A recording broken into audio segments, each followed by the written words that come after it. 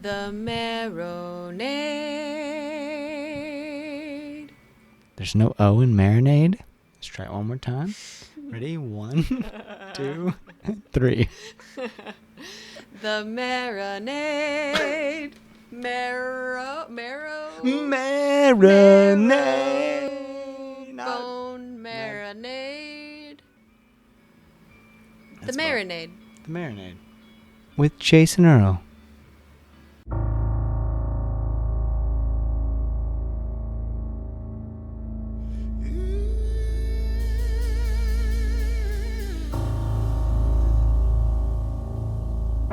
Imagine there's no heaven.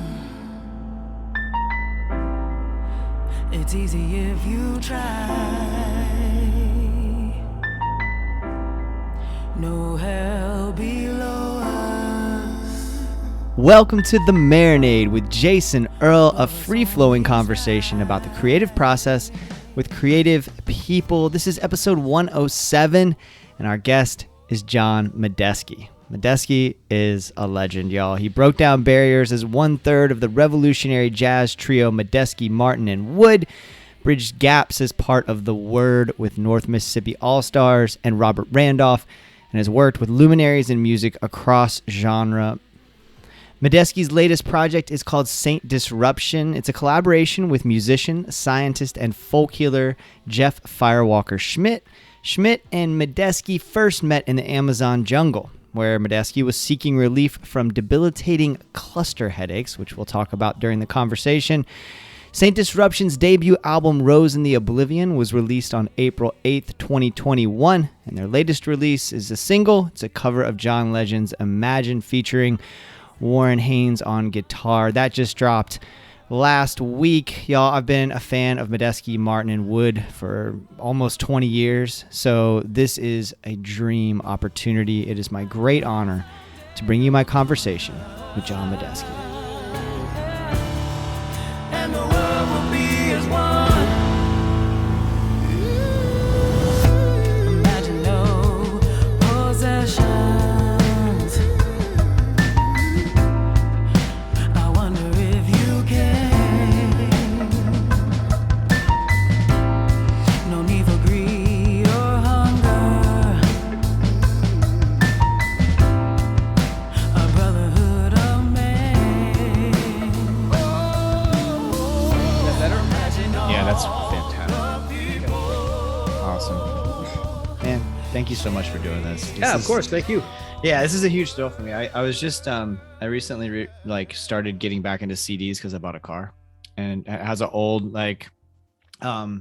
CD player, and this is my copy of Notes from the Underground. Medeski, Martin was Notes from the Underground from 2004 at the House of Blues in Orlando. So, around that time I saw y'all. Wow. And I've been a fan for a long time, and so I'm really excited to both talk to you about that work, and then the stuff you're doing with Saint Disruption is so cool as well. You know, it's just like I got in the early 2000s. I would have been in my early 20s, and I was just very open to things at that time, especially I'm from Ocala, Florida. Yeah. That's where I grew up, and so coming from that place where I was listening to like basically 90s country radio and maybe some pop stuff, a little bit of hip hop. But then when I got to college, people turned me on to Widespread Panic, and they turned me on to Fish, and then they got me into jazz, and Medeski, Martin, and Wood followed naturally from all of that. And it just blew my fucking mind, and it continues to. And so I'm just so grateful for your time. And I just want to say thank you for all the wonderful music. Thank you, man. That's what I do. It's my pleasure. Well, I'm interested in, I want to get to the Saint Disruption project eventually, but I'm interested in like how many amazing folks you've collaborated with. And a lot of the people we have on this show, I never set out to do this, but a lot of them are like Americana World, or at least Americana World adjacent. We've had Colonel Bruce Hampton on, who I know you've worked with, in the past. You've worked with the Dickinsons from North Mississippi All-Stars. You've worked with all kinds of people, and not just in that realm, but in all different walks of life and music. And I'm curious about creativity for you as you approach those different types of folks and different projects, if it's a different creative headspace you need to be in, or does John Medeski just kind of do John Medeski and you come at it from the same perspective? Well, I basically come at it from the same perspective, I guess. I mean, I've always, since I started playing music, I've always played a lot of different kinds of music. You know, I studied classical piano as a kid, just that's what my parents had me doing. And I kind of immediately started, because I'd be like forced to play for guests when they came over and stuff. And I started exploring, like the songs that they knew. My parents knew the popular songs of their era, and my parents have both left the planet. And so, they were, definitely of that era of the great songwriting, of popular music, the 40s, 50s, and so I, started learning those songs and playing them. And I guess through that, I discovered jazz, because when I heard, the first time I heard, I guess it was Oscar Peterson, probably was one of the first guys that flipped my lid. I realized that, wow, there's a whole other way to play these songs, than the more simple kind of popular way that was, people were playing, like the stuff my folks were listening to. And then that just opened a whole world to me of, first, I guess, all the, I just went crazy listening to everything, all jazz of all kinds. And, so we're talking like I'm like 12 years old, 11, 12 years old. You're young. And I didn't really have any concept that like this genre was that, or that, that this music, I didn't have any boundaries or separations or lines between music. I just loved music and I played whatever, and I play with anybody and play any kind of, my friends played, I played in marching band. I played in, concert band. I played bassoon. I played in orchestra pits for theater shows. I worked with the theater company. I wrote 2 musicals when I was a kid, for this theater company. I just kind of just did music, and I love music. But getting introduced to jazz really, and I ended up having this incredible teacher at that, early on, this woman, Lee Shaw, who's also left the planet, but she was actually a student of Oscar's and was an incredible organizer of material and had this never-ending hunger to learn. Even into her 80s, she was still just so open. And so she kind of just imparted this sense of that with music, and so I kind of, and through jazz I started exploring improvisation, and like when I was a kid, I would listen to Count Basie and I would listen to Cecil Taylor and I would listen to Albert Ayler and I would listen to, Benny Goodman. I mean, I would listen to anything, and I listened to classical music and I listened to all the stuff that was on the radio at the time. And I was just, I was just into music and I would just play anything with anybody. And I think that that's just because I just think music is good. It's not about like what style it is. It's like there's so many different styles, and I love. It's like anything. It's like it's who is it? What are they saying with the music? It's not about the style for me. It's not like, oh, I only like death metal or Right. or whatever. It's like it's for me. It's like what's what am I feeling? What where's the music coming from? And who when they're making it.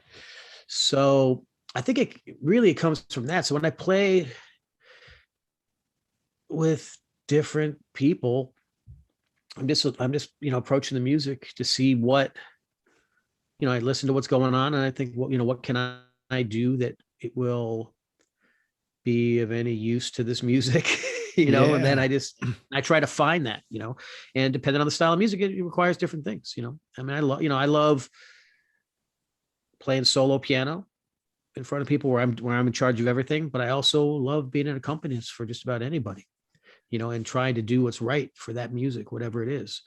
So that's kind of been my approach. And I've gotten to play with a lot of really great people in different styles and different genres. And so that's always my approach, whether I'm playing with, some musical master that I've never dreamed I'd play with, or if I'm playing with a 5-year-old kid, I'm going to like get in there and just like, we're going to make music and try to create that vibration, that music for me that music is about, you know? Wow. There's a lot of lessons in there. And I do want to talk a little bit about that because approaching it from that perspective is going to not only serve the music, but it's going to serve kind of you spiritually and whatever you need as well. And it's going to then, it's going to just create a better product for everybody involved, a greater experience for everybody involved, to think of it that way. It's amazing what you just said. Because one of the things I was curious about is like your role as someone playing on somebody else's project versus doing your own thing. How comfortable you are in sort of switching those roles and either being someone who's just accompanying in some way someone or adding to someone's project versus like, this is your whole thing or this is your brainchild. It sounds like you're pretty comfortable switching those roles. Yeah. I mean, I love both, I like both. In some ways I'm more comfortable in the background, Mm-hmm. I mean, I maybe that wouldn't be obvious considering that, I ended up collaborating with Billy and Chris and doing this trio for 30 years where, we were all kind of the front men, but I think maybe it's also like being a piano player and growing up when I did as a piano player, like one of the main roles of a pianist is to accompany. Is to accompany whatever, a singer, or even, let's say, in classical music, to be playing a cello sonata with someone, learning how to do that, or backing up, a singer in a more like Broadway show style thing. That's a whole other thing. But, doing what's, but I really love being an accompanist. And then in jazz, one of the things I've also always loved is being in the rhythm section, and then you have different soloists playing, whoever that is, somebody playing trumpet, someone playing guitar, and with these different personalities, and then trying to find different ways of playing behind the different people that suits what they're doing, and inspires them and gives them what they need to, maybe, for us to collectively create something cool. In both this conversation and in things, that's great. Thank you. In both this conversation and in things I've read and listened to you say, it's clear that music from a very early age was like an enormous part, if not almost all consuming in your life. And I'm wondering was there a moment that you kind of went like, I'm good at this, and B, like that this is what my career is going to look like? No, I mean, I had no idea. I mean, my career ended up being completely different than whatever I imagined it to be. But I think I was always open to just following it, letting it, I mean, I never expected to play electric keyboards. I never expected to play Hammond organ. I never expected,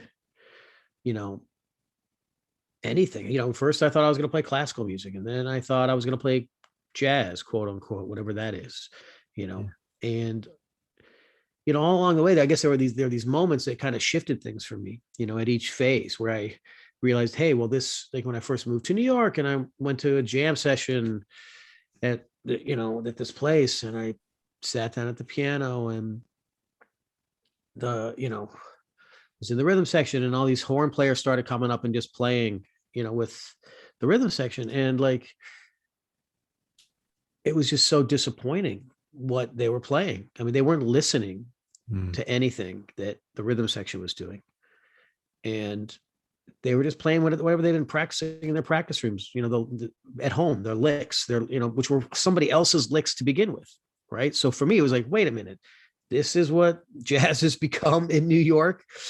People trying to play bebop and try to sound like, just sounding like all these guys that I've listened to and not sounding as good as them. I'm like, and then they're not even listening to me. And worse, they're not listening to the drummer, which is the most important thing to be listening to. I was just like, this is not what I want to do. So I ended up gravitating to the downtown New York scene, which was much more creative and much more interactive and much more truly improvisational, And so I just kind of followed, I think, whatever the spirit of music that I loved, wherever I could find it, so it wasn't really about like, I didn't have a plan for a career that I'm going to do this or that. It just kind of evolved. And with Medeski, Martin, and Wood, we started off as a piano, Notes from the Underground piano trio. Yeah. That's what we did. And just sort of out of necessity, both from the music and wanting to tour and play where there's no good pianos anywhere, trying to play these, more like trying not to play the jazz clubs, trying to play for, people our age at that time, and wanting to bring, this, spirit of improvisation, of making music in the moment for the moment to people who, weren't jaded or didn't already have an idea of what jazz was, or, just, we really wanted, and there were no pianos, and I didn't like playing a digital piano. So I pulled out the organ because I love the I love the Hammond organ, but I didn't, I didn't really, just kind of, everything kind of sort of evolved from the music, I guess, for lack of a better, and out of necessity, and, and out of wanting to play for people, and doing whatever, needed to be done to do that. That's great. I'm so curious about, I'm glad you talked about the jazz scene in New York there at the time, because I'm so interested in that time when you and Billy and Chris are kind of starting out. And for folks listening who, I think most people are gonna know Medeski, Martin, and Wood who are listening to this, but if they don't, they definitely know Chris Wood and the Wood Brothers, right? Like Oliver's been a guest on the show, and folks listening more than likely are at the very least fans of Chris's work with the Wood Brothers. And I'm so interested in that time with Chris and Billy, and like what the scene was like there, and like did you have mentors that were, because y'all were doing a different thing, right, than necessarily you might have heard in most of the jazz clubs, I'm assuming, or was that kind of what was happening? Similarly, did you have sort of mentors at that time who were doing something similar you were learning from, or were you all kind of just like really doing your own thing and making it your own? Yeah, no, there was nobody doing what we were doing in New York at that time. I mean, I would say the parallel will be that there were, and this is where, again, where like the downtown scene was so attractive. There were other musicians taking music that they loved and combining it in ways that hadn't been done before. Like in a more general way, there were a lot of people doing it. There were people, combining, punk rock and, whatever. I mean, just, taking these sort of the spirits of these music and doing their own thing with it. That was happening and has always been happening, and hopefully will always be happening. But in terms of the music, the style or what we were doing, there was no one really doing it. I mean, we kept trying to figure out what style we were. I don't know if you remember, but back then there was this whole acid jazz movement, and we're like, oh, maybe we're acid jazz. And I was like, no, we're not really that. It's like, we didn't really, and we didn't care. We were just playing our, it's just our music. We just wanted to do what we did, and which was just, to play grooves that we grew up with and rhythms that we loved, coming from dance music and different cultures that we loved. And then also improvising them with that, in our own way, expressing ourselves. We were just, really trying to find our, who we were with music and put it out there. So no, there was no one else doing exactly that, and no one else actually really that we knew at that time was, took their music on the road the way we did. Right. So we're talking like early 90s, that was not the paradigm. The paradigm, which is coming from the 80s, was to get a record deal, and everybody was playing with everybody and anybody, hoping that one of these bands was going to land that record deal that was going to get them the money needed to make a record and go, and get that kind of support. And we took the opposite approach, which was to make our own record, put it out ourselves, and not even think about making records, but think about playing for people. So we just got in the van and brought our gear and set up a couple of gigs. And what we believed was that if we can go out and find like 50 people in each of these college towns who wants to listen to us, then we can be playing all the time, because it's really hard to play in one town, 7 nights a week at that point. I mean, when I grew up, where I grew up, it was different. It was only live music. The DJ thing hadn't happened. The one man show it was bands playing, it was cover bands playing for dancing, playing at restaurants, playing at bars. It was all live music, but by the 90s, it wasn't like that anymore. The DJ culture had really built up, and a lot of music, a lot of people were playing recorded music in restaurants, playing recorded music, everywhere. So for us, it was like, well, if we can get like, an audience that wants to hear something a little different than what they're used to, this weird instrumental kind of stuff, then we can keep working, and we can make a circuit and play around. And that was our approach. It was different. At the time, it was different. And I think that's where the whole jam thing attracted to us, because that scene didn't even exist in the early 90s. I mean, there were a couple bands out there. We didn't know any of this music. We didn't know Fish. We didn't know Widespread Panic. We didn't know about any of this, or Colonel Bruce. We met Colonel Bruce because a promoter in Knoxville had him sit in with us on a gig as a special guest. And we were like, who is this guy? We had no idea. But we trusted this guy, and having Colonel Bruce there actually brought a bunch of people to the show, who knew him from the South, and what happened was he was totally amazing and locked in with us in a way that was just unbelievable, just because he's such a, is such an incredible musical spirit, and he really related to what we were doing. And it just started. So suddenly we started like tapping into these weird people and weird musicians around the country. And we just went out there and kept doing it. And I mean, I remember the first time Fish, we were playing at CB's Gallery in New York, and this guy comes up to me after the end of the show. Hey, I really like the show. I'm, Trey from Fish, and I was like, hey, nice to meet you.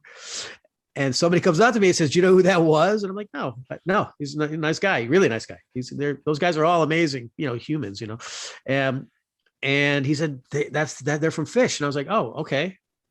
Fish. Cool. I mean, we were into what we were into, our little world, and then he said, yeah, they just sold out Madison Square Garden tonight. And I was in the past 3 nights, and I was like, whoa. And then, got to know those guys, and as we started touring, their fans started coming to our shows, and this whole thing kind of built for us around that, Oh, that's amazing. Wow. Thank you for sharing all of that. It sounds also though, like you had to have a sense that it seems like, and maybe not, it seems like you had to have a sense that this was something special you were doing. That takes quite a bit of, and I understand that you love the music and you're a musician and that's what you do. And so you're going to get out there and play, but it seems like there's a lot of courage, both personally and creatively, that is required to just get in that van with this thing that nobody's doing and get out and start playing for folks. Yeah. I mean, it's also, it was sort of also just, it felt good to be independent. It felt nice to be playing music. And I guess with those guys, there was a certain chemistry, that was undeniable, even for us. And, we respected each other. And, now, 35 years later, we're like family. We lived together for however many years in a van and a camper and a bus and stuff. So it grew into like this, but it really came from this musical chemistry that was like, it was undeniable. I mean, I had been playing with Chris as a duo. It's kind of how, it happened. We sort of all met when Chris and I were living in Boston. Billy was still living in New York. But in terms of this is like you were asking about mentors. There was nobody like, by the time we moved to New York City, we were just doing our thing. We were playing with whoever, getting gigs and trying to work as musicians. And none of us were like studying with anybody. But in Boston, both Chris and I had studied with this great drummer, Bob Moses, who, is a master, visionary, composer, drummer, just amazing guy. And he just had this thing, which is also a very old school jazz thing, is he, we were students at school and he came in there, was teaching. And I used to take lessons with him. He was a drummer, but I was like, I wanted to take lessons with the drummer because I wanted to know what does a great drummer want from a piano player? I didn't only want to study with piano players. I would split my lessons with a piano player and then drummer. I took a semester with Dave Holland, a great bass player, just because I just wanted, it's like I wanted to know, and also rhythm is, it all starts with rhythm, so And Bob used to just tear me apart in these lessons. We'd play duo, and then he'd just, shred me and tell me everything I was doing wrong and what I should be doing and what I'm. And it was great,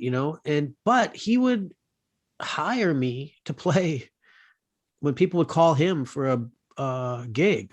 When Dewey Redman called him or Lou Soloff or these guys called him, he'd get me in the rhythm section and give me the opportunity to play with these guys. Like, that's like a very old school thing to bring the young blood that you think might have some potential, even if they're not there yet, to put them on these gigs and stretch them and give them that experience, And so yeah, Moses, did that for me. He did it for Chris Wood, and then Chris Wood and I ended up on a tour with Moses over in Israel for a month, playing all over the place. And that's kind of how I got close with Chris. And when I moved to New York, Chris and I had this duo gig at the Village Gate that I would do, several times. It'd be a 2-week stint. It was like a guaranteed 2 weeks of work, and it was piano and bass. And before that, I was, I had been working with this great bass player, Reggie Workman. And he was, another master, who, like, just playing with him was like one of the greatest educational experiences of my life. Like, unbelievable. And this other great bass player from Seattle named Dan O'Brien, who I used to like to play with, who I knew from Boston. But then Chris and I started playing again. It was like there was this chemistry with Chris. He had this young energy, this power. Like, we related musically in a certain way. And so we developed all this material as a duo. And then the Village Gate started adding drummers slowly, because they were scared of the sound. They didn't want too much. It was supposed to be kind of quiet, but they started adding drummers, and we played with some great drummers there, me and Chris. But I was going to backtrack to you a little. I had met Billy in Boston through Moses. So Bob Moses is a very key figure in bringing us together, So Billy was the percussionist in one of Bob Moses' ensembles, and then played with Bob a lot. And again, he was another young blood that Bob really did a lot to help and support and sort of mentor. And so I met Billy, and, I was like, yeah, we should play together, blah, blah, blah. And I ended up going and playing duo with Billy at his place one time. And I was like, well, we should try doing this. So we started playing it. So Billy came down to the Gate. And when we went to Billy had this loft, a little recording studio, this whole setup. He had a very slick setup, and we went to go rehearse, I brought Chris there, and we were going to, just, start working on some music. And Billy starts playing a beat. Chris starts playing a bass line. I start playing, and it was like instant music, like not talking about anything, not saying, let's play this song. And I ended up going back and transcribing the recording, and it became Uncle Chub on Notes from the Underground. So the very first thing we played together, was just instantly a spontaneous composition that is that song. It was like, so what I'm saying is there was a chemistry there, and it was undeniable. So we just wanted to see if anybody gave a shit. That was kind of it. We brought it on the road. Does anybody? And I believe that, I kind of believe there was, some hunger for some improvised music out there, even if it was a small audience. Oh, that's so great. What you described Billy and Chris as like family, and you have these other relationships with folks, with Bob, for example, and then all these collaborations over the years. When working with so many talented people and having such an illustrious career in music, what lessons about relationships have you learned over time in working with all these folks? Oh, I don't know. I'm still learning that. I don't know. I guess that's a good question. I would really have to think about that. I haven't really never thought about that. Because clearly people seek you out. It takes time to build a relationship with anybody, and I think, I can say that, like, musically, just because somebody's great or a couple musicians are great doesn't mean that when they get together, it's going to be good, Right. It's about a chemistry, and I think you think about all these bands you love, right? It's not like everybody in the band is the greatest musician in the world, but when they come together, the sum is greater than the parts, you know. Mm-hmm. And that to me is what any great band, the chemistry, something happens that none of them would have come up with on their own. And I think if we think about all the great bands we love, when one of the guys goes solo, it's very different. Sometimes it's great, you know, but there's, you know, these great band. A great band is a great band. And it's like there's nothing you can. It's hard to describe what it is. Other, you know, we just use the word chemistry. It's like an organism, you know, and each member is a part of this organism. And changing any of those members changes it. You know, I think you can look at a lot of bands and see that, right? Yeah. When they've lost members and they get into somebody else, it really it changes it. Sometimes for the better and sometimes for the worse. Yeah, exactly. Or it's just different. You know, sometimes it becomes a whole new thing. Yeah. So, I mean, I guess that is, you know, an aspect of relationship that I've learned that, like, it's like, you don't really know, you know, it's not about like, you may love somebody and it'd be fun to hang out, but maybe the, you know, the musical chemistry might not be there, but that's okay too. You know, because that's not the most important thing. Yeah. That's really interesting. I think that's a good kind of bridge to talking about the Saint Disruption project. And, you know, I was listening to you talk about the cluster headache that you had that kind of led to you meeting Jeff Firewalker Schmidt and all of this happening. Yeah, I guess that is true. And as someone who does suffer from migraines, and apparently what you were going through, it sounds like it was even worse than migraines, which can be completely debilitating.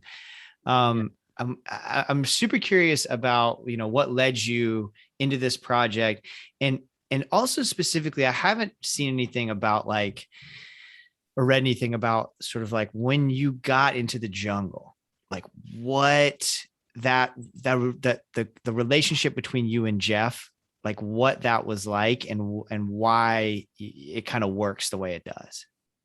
Well, you know, I think that, like, I mean, really, like, Jeff and I we just met there.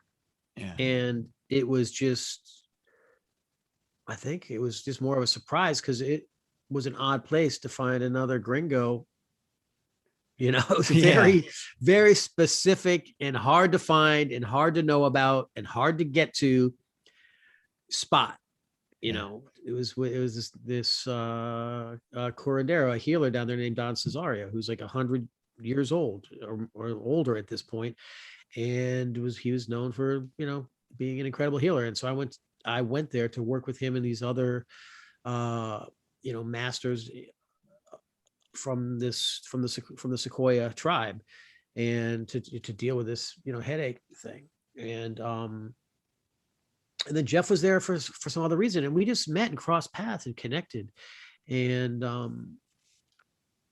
a few years later, we wanted to bring some of these guys to the United States, the Sequoias, and, you know, do some workshops and they, you know, he actually, you know, they did a few different things here. We wanted to bring him here, and Jeff, you know, has several PhDs, and he wrote a really beautiful letter. So like we just met. It was like with no plan of ever doing anything together. You know, it was just an odd, you know, sort of starting point for this relationship that didn't really become anything but a distant mutual respect for a while, and you know, until this project came up. Like, you know, he was very helpful for us. You know, he had communicated with me about doing something, or he was trying to set me up with another, you know, musician, and that never really happened. I didn't have the time, and it just wasn't meant to be, you know.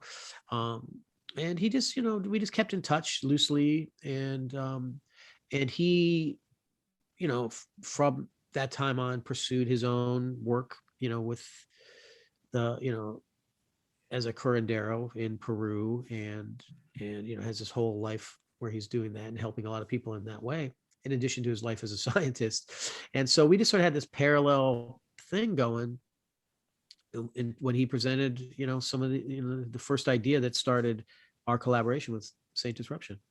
So I think some context for the listener here, that like you were dealing with these headaches, and there wasn't really, as I understand it, you weren't finding answers in kind of traditional. There are no answers. It's I mean, it is literally, it's listed as one of the most painful things on medical record. Jesus. I mean, I guess on the level of like getting shot in the gut or something. It's like, it's, I mean, I can just say that it is, I've had kidney stones and which is also very painful. And that's like a mosquito bite compared to this headache. It's literally I have played gigs through all sorts of things, smash fingers, sick, music was so great. This headache thing shut me down and it was really bad. And they don't really know what it is from a medical perspective. They don't have like but they have, and they don't really know how to treat it. Like, morphine doesn't do anything. I mean, which is, a very powerful painkiller. I got several shots of morphine, did nothing. So I mean, I think what I learned is that a lot of people have sort of found either they just go through it and deal with it, and they just go dark for a week or 10 days when these things flare up, or they kill themselves. It's also known as a suicide headache, or they find their own combination of crazy pain killing. I mean, people do everything from like shots of espresso and this one particular migraine medicine to like, tranquilizers. Like when you feel you'll basically do anything. So people have tried all sorts of stuff, and people have their own ways of dealing with them to help, reduce the pain a little bit.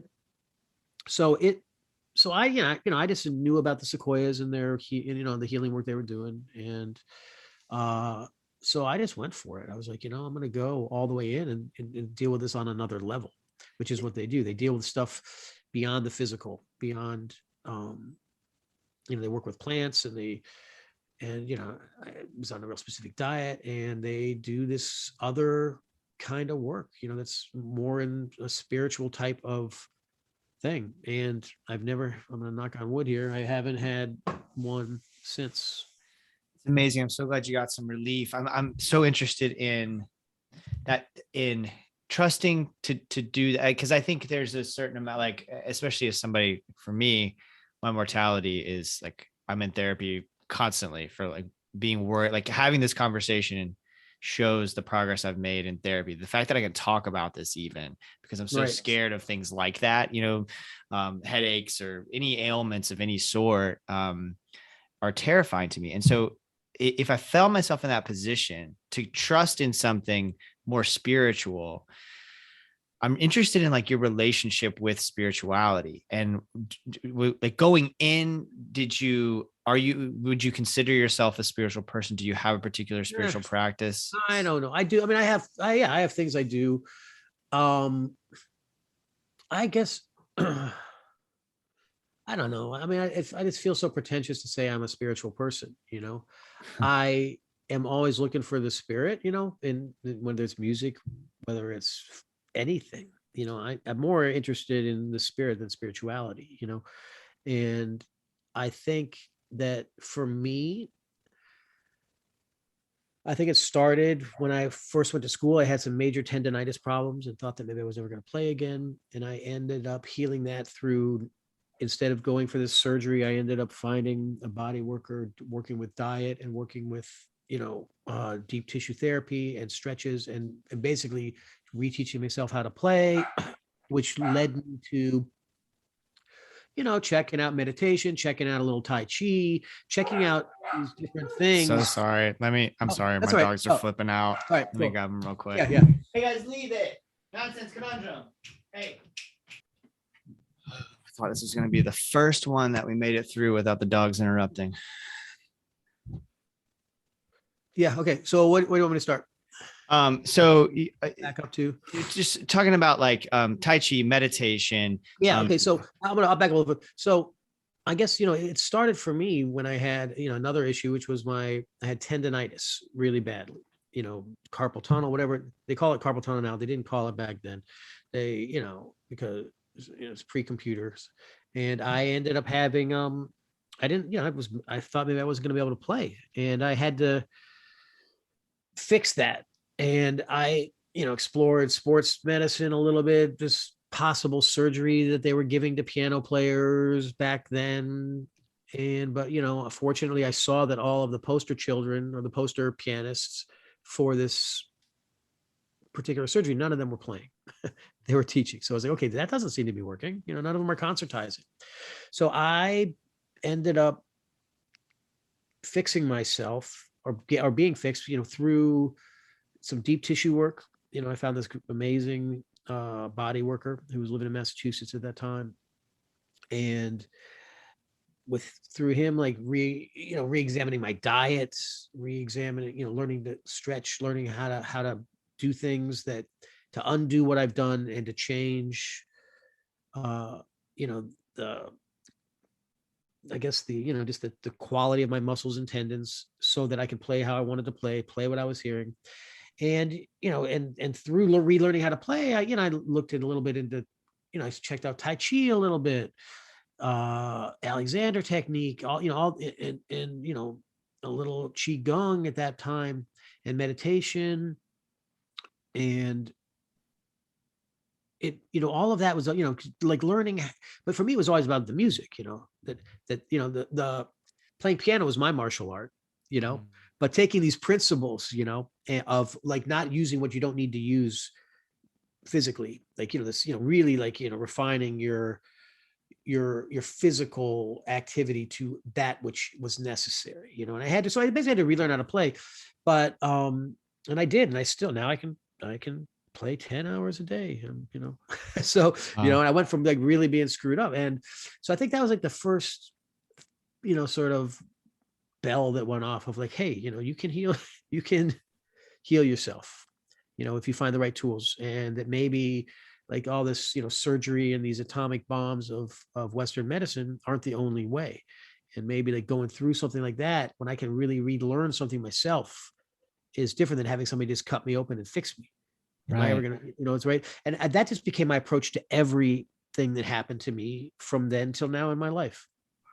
I've had other things too. I had this long string of kidney stones, that I eventually was able, with some acupuncture or Chinese herbs, able to get under control. And everything has come up in my life, even from like, from slicing a piece of my finger off with a knife and using golden seal to heal it instead of going to the hospital and getting stitches. I've tried, this is like, it's like one of my, something I like, I'm fascinated by it, and I'm willing to go for it and take the chance. And I've had success that way with everything. Hypertension was another one, and the cluster headache is another one, and so I just feel like this earth has everything we need, and plants are cohabitating with us, and that there's a lot to get from them. And that, this idea that we are the smartest and that we can figure out, oh, it's this one thing in the plant, and then we're going to make a pill that has that one thing in it, as opposed to understanding there's a complexity to a plant that it has a lot of stuff in it. Maybe we haven't figured out yet. We're still figuring stuff out. We think we're pretty advanced, but 50 years from now, we're going to look back at everything we're doing now and be like, oh my God, I can't believe we were doing that. Like we do to 50 years from now. We are not there, especially if you think about, a lot of illnesses that we have got, we're nowhere with, and so I'm just fascinated by that. It's been my approach in my life. And that's what brought me down to Ecuador. And that's how I met Jen. It was just like, this sort of like, hey, I want to get in there and get, really heal this from the deepest place. And I'm always looking how to do that. And what I found for me is that in general, it's indigenous cultures that have that knowledge, Yeah. And so that's where I look, to find it. And it's not that I'm not open. Hey, look, I will go to the hospital when I need to. I rarely, but occasionally will take an antibiotic. I'm reasonable, but I am pretty extreme in terms of like, I'm going to go try other stuff I'd rather work with plants and things like that to heal myself and to take care of things. Cause I like it. It's fun for me. Really. It's like, it's just, and it's worked for me, and I've seen it work over and over. And maybe it's just placebo and because I believe in it, but if that's how it works, great. Yeah, if placebo works, awesome. Then the mind's more powerful than anything. That would prove, So, and I guess, and that's what led me to Ecuador. That's how, and I think Jeff is, has a very similar passion for that kind of work. And then that work brings, when you start dealing with these more traditional indigenous cultures that work in this way, they naturally imbue a spiritual or spirit component to all life. And then that becomes part of the equation for the healing, and I'm interested in that too. So I check that out. Right. Well, there's such a synergistic approach to life in general. You're talking about there, this healing kind of, it sounds like a lot of your attitudes toward healing and toward health in general. Those are transferable kind of lessons and ideas to the music and to the creative process as well. This idea of like, everything kind of being connected and not trying to throw the what you say, the atom bomb of the pill at it, right? But just sort of like taking it all in and letting it sort of all come together. Yeah, and that's like absorb it and metabolize it, and let it be what it is. Yeah. I mean, that's kind of, I like that approach to a lot of things, and music is like that too for me, and I think, it's also like I've always been attracted to roots music, like, even as a kid, when I first got into jazz, I read somewhere that jazz was, had this African influence. So I started buying African records, and checking out all this, any Smithsonian or Folkways record that I could find in the store in the, 70s and 80s. I would just get it and listen to it. And I didn't really know what it was, but I loved it, and I couldn't necessarily tell what was going on, but I would just listen over and over and over. And it's the same with, now it's like, I love, and I think this is where, like, in a lot of ways, for me, I appreciate the whole Americana scene. It's like, I love this, whatever you call it, roots, indigenous music in general. I like the way it feels. I like where it's coming from. And, I am not a guy from, from the hills. I'm a kid from Florida, from South Florida. That's where I grew up. So I just, when I'm playing music, I try to, be as honest about who I am when I play, with just by playing the music by playing what comes to me, what I hear. I try to absorb all this stuff and listen to it, but I don't try to duplicate it. I'm not trying to be a guy. I'm not trying to be an African dude, or an old guy with a hat that plays jazz. I can't, because that's, it's like being who I am, because the musicians I love are who they are. And I try to just be who I am. I'm interested. Okay. So I heard you say that, like, you're not from the hills, but if I'm not mistaken, that you are, and I know Louisville's not necessarily in the hills in Kentucky in the way that we might think of, like Eastern Kentucky, but you're born in Louisville, and do you have, is that where your family's from? I was adopted. I was born in Louisville, but Okay. I basically grew up in I went to kindergarten in South Florida, kindergarten through high school. Got it. Okay. But the thing is, like, I live in the woods right now. I've been living, I always end up in the woods. I've been in the woods since 2003, and like, even with MMW, when we went on the road, we would go to the jungle of Hawaii and spend a month or two there recharging. I just, like, I am pulled to, and every year I make trips away from all electricity, somewhere deep, whether it's the jungle in Peru, or I do it here. I go sit on our land, and I mean, I'm just attracted to getting away from everything. It's part of what helps recharge me and gives me inspiration. That's great. Because I'm in cities all the time, and I love it too. I love good restaurants. I love good art, and I love playing music for people. So, but my life is, when I'm on the road, I'm always in cities. I'm traveling. It's like, all people and people made things. So when I'm home, I like to be, more trees than people. That's my motto. I can relate to that. I live, like, just outside of Orlando, downtown Orlando. I live in Orlando, but like, just outside the downtown. But that's my vacation typically, is I get out in the woods. I go backpacking. I go hiking. I get out in the woods. And I love that story that I heard you tell about when y'all were in Hawaii, and you had a fan line. You had, like, a phone back in the day. You had, like, a phone fan line, and that's how you got connected with Schofield. Yeah. Well, yeah, because there was a 1-800. This is like, obviously pre-email or anything. Yeah, we had a 1-800 fan line, and we would go into town about maybe once a week to get supplies. or whatever we needed. And I think Chris and I went and checked the went to the payphone and checked our answer machine. Yeah, and Schofield left a message on there, and we were so sure that it was somebody we knew just making a joke. Yeah. We were like, what? Because hi, this is John Schofield, and I was like, wow, come on, it's like got to be, it's got to be Mike Rivard. That's who that is. Calling, leaving a, messing with us. But we called him back, and it was Schofield. That's great. For folks listening who don't know who John Schofield is, look him up. It had to have been a pretty big moment for y'all at the time to have that happen. This has been, man, John, this has been so great. You talked a little bit about buying records as a young man, and then talked a little bit about your appreciation for the Americana scene now, and then art in general. What we always like to end on is what has you fired up right now? It could be a record that you were listening to. It could be a piece of art you saw. It's a TV show. Like, what art are you consuming that has you fired up? Or God, it's always so much. I mean, I've sort of, what's interesting? I'll tell you. I know this is weird. I mean, for me, it's like a lot of what I end up listening to is I'm learning music I get called for all these gigs, to play with people.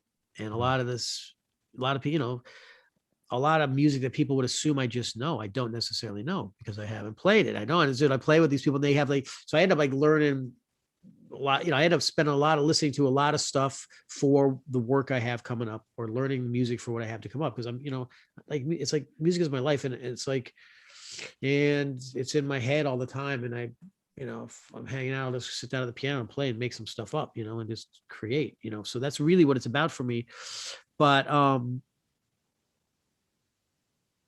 I would say lately, just stuff that has come my way recently that is really cool is something that I've been into for, before, but I'm just revisiting is this Fang music from Gabon.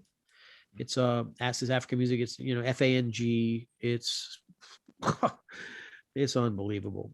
And I've kind of been checking out Beethoven again. It's been a long time, but I've sort of been getting it. I'm actually kind of feeling a call. I want to maybe start actually playing some Beethoven piano sonatas again. Something sparked that? Did something happen that made you? No, I always loved him, and I don't know what it is. Yeah. Actually, somebody sent me a YouTube of somebody playing a Beethoven piano sonata. So check this out, and I was like, wow, really amazing. So I just kind of dove back in and started checking out some older recordings, and I'm pulling out my old music book, and I'm just like that's something else that kind of me. And something that I just discovered when we were visiting my wife's, not discovered, but got a better understanding of, is the artist Andrew Wyeth. Who I just know from the one painting that's kind of famous that I've seen, in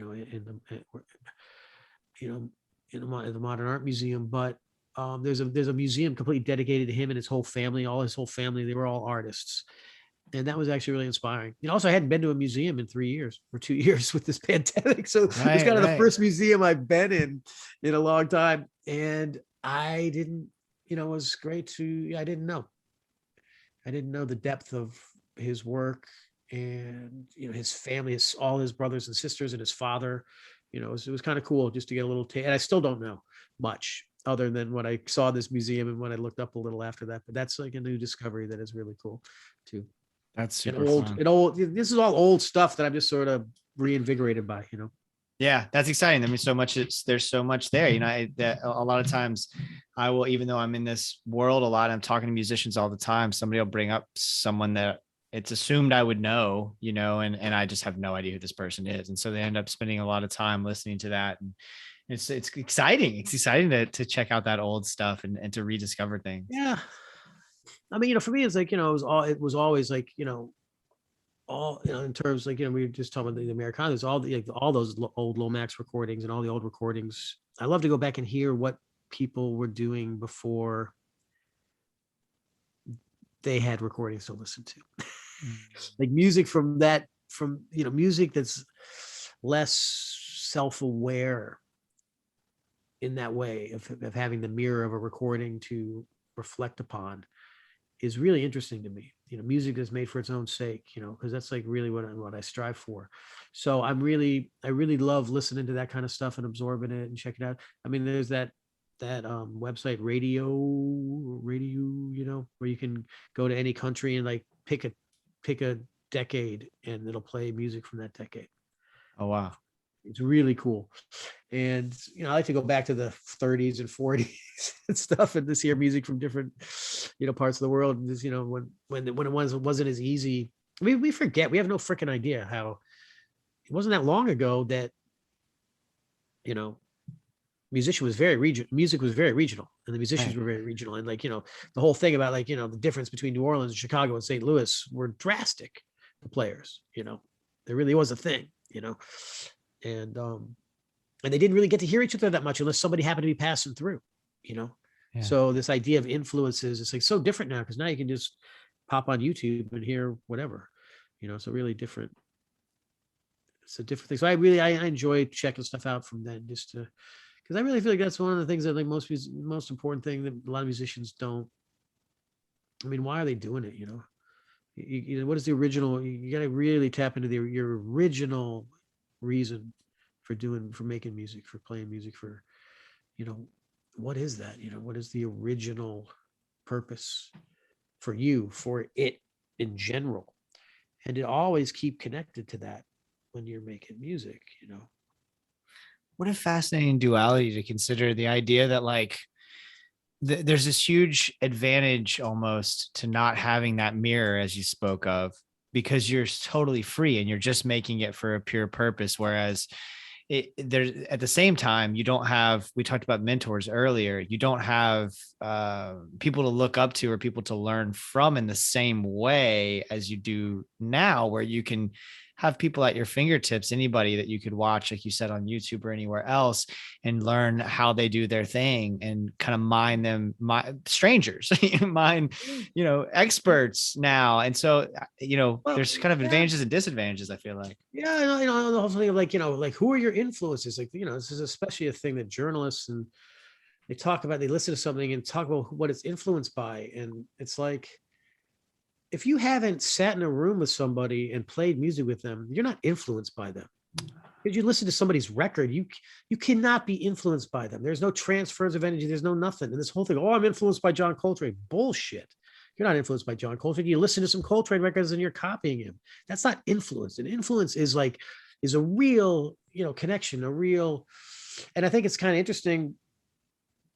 And I mean, whatever, people are making great music now, but I'm just saying like this whole like looking at it and the way we talk about it and the way we try to put it in a box, the way we try to understand it is just, as a musician who has done it their whole life, it's just so ridiculous to me what people say. I don't say this often. I'm saying it now. It's ridiculous and it drives me crazy. And it's so idiotic and egotistical for people to talk about music if they don't make music in a way where they're like criticizing somebody for what they're doing because of their influences that aren't even really their influences. And it's just like drives me crazy. But what you were just saying is true, because it really makes it hard to make music for the right reasons when you're like, just when you want the success and you're worried about your social media and you're worried about somebody showing up at your gig. And right now the pressure on the musician, it used to be like, hey, you write your music, you play your music, you practice, you get good. And then, you have a promoter who promotes your show, and the middleman is actually doing something. Now, do you know what a musician has to do? They have to write the music. They have to pay for the recording because nobody's paying for records anymore. Then they have to promote their own show on social media because the promoters don't have to do anything anymore. Yeah. I mean, and then the musician gets cut out of, Spotify, and all the musician gets cut out of the financial gain from their music. Like it's kind of crazy. I guess that shows you how much we love playing music. So we're like dogs. You can beat us to death and we'll come right back with our tails wagging and play music for you, and but I think it's hard. It's like, one of my favorite musicians is this guitar player, Tasiji Munoz, who I've had the honor of playing with a lot, or not enough, but some. And he also writes a lot of books, and he has a couple of CDs that have his, where he's speaking on it. And one of the things he talks about is like how the musicians have failed the planet right now. Most musicians have failed humanity and failed the planet. And I think it's kind of true in some ways. I don't think it's 100% true, because I think music is just great. But in a way, it's like this sort of self-feeding mirror of social media and self-promotion and, making music in order to get likes. And, like when it's like, what defines whether you're going to get sponsored by a company isn't whether you're great at what you do, it's whether you have enough hits on your YouTube channel. It's like, I don't know how that's feeding the music. Sorry, I'm getting dark here, but I don't know. No, it's okay. I don't know how that's feeding good music, man. Because we talk about this a little bit on the show, and we talk a little bit of, I try not to go too far because I don't want to get depressed, but we talk a little bit about this on the show. But I hadn't really. You're coming at it from a little bit of a different angle here. That what you said, that Munoz said about like failing the planet, is his argument that by buying into or by playing along with, I guess, because I feel like most of the time it's not that musicians don't want to do the likes thing. It's just that they feel like they have to because there's no money coming in to make records. They do to survive. If you want to survive from your music, you got to do all that stuff. Yeah. And I feel lucky that we were able to survive for a while just from playing gigs. Right. That was really cool for a little bit. Those days are over, Right. But yeah, no, I think it's just more of a, just a way of looking at it. It's also with serious and a little bit of humor too, that I think, that, hey, it's like, because music has a lot of power. Music can do great things, and it's more about like, if you're not playing from your heart, then you're failing. Not you're failing, but you're failing the service you could be providing. Yeah. John, this has been amazing. Thank you. I've been a fan for a long time. It's just an honor to even meet you, much less to. Yeah, well, thank you so much to talk with you. So thank you so much, and have a wonderful night. And yeah, you too, man. Thank you. I appreciate it. All right, good. I'll see you in person sometime. Right? I hope so. All right. Thanks.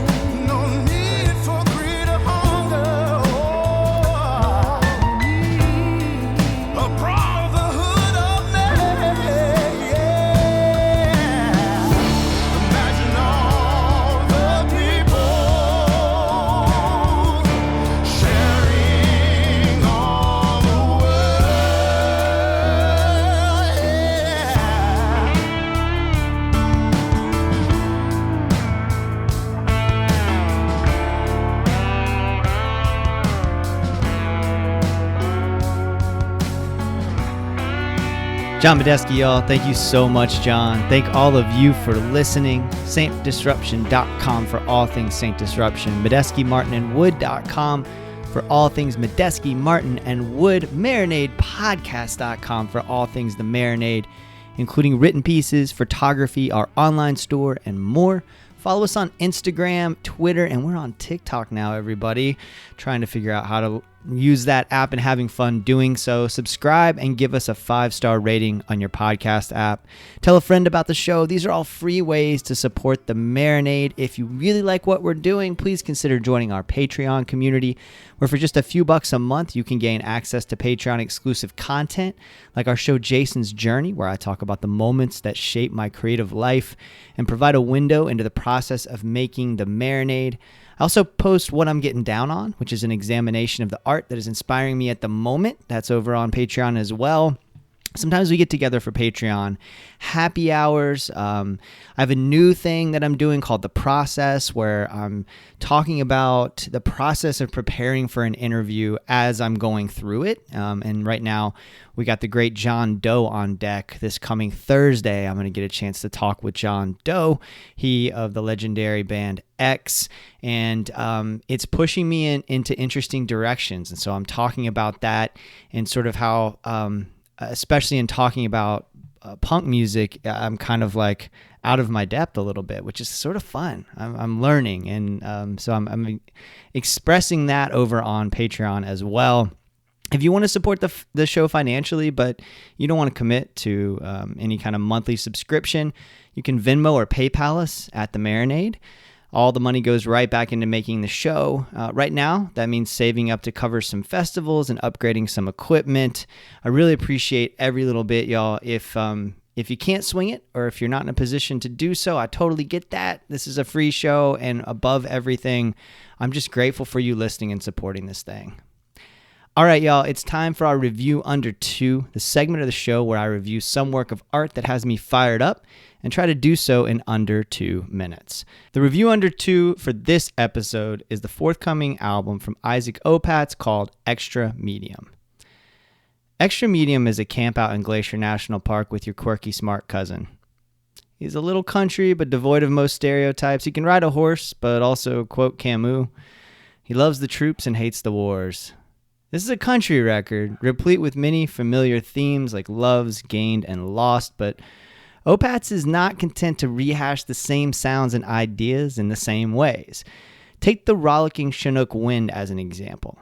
The song starts with a simple, funky guitar riff and then gets right into the tale of an ex-lover inviting the narrator to a date on Valentine's Day. The story's heavy, but the presence of horns and a chugging beat make the events go down easy. And that's pretty much what you're going to expect from Extra Medium as a whole. Opatz is a wanderer in the process of settling down, or is he? The sounds on this record suggest that there will certainly be no creative settling. Extra Medium advances what Opatz calls, quote, dirt wave, a sound full of imagery created by the combination of a keen eye and a fearless sense of bringing melody to life. It's a collection of songs that requires a close listen.